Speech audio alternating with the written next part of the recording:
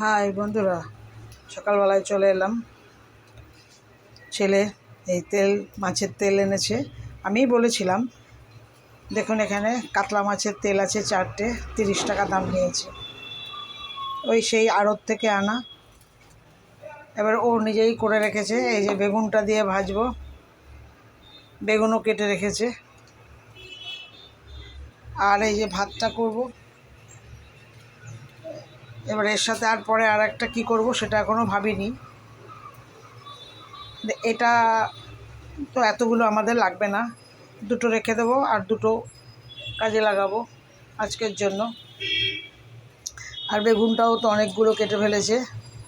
যাই হোক, বেগুনটাও অনেকগুলো কেটে ফেলেছে, তাতে হয়ে যাবে আমাদের।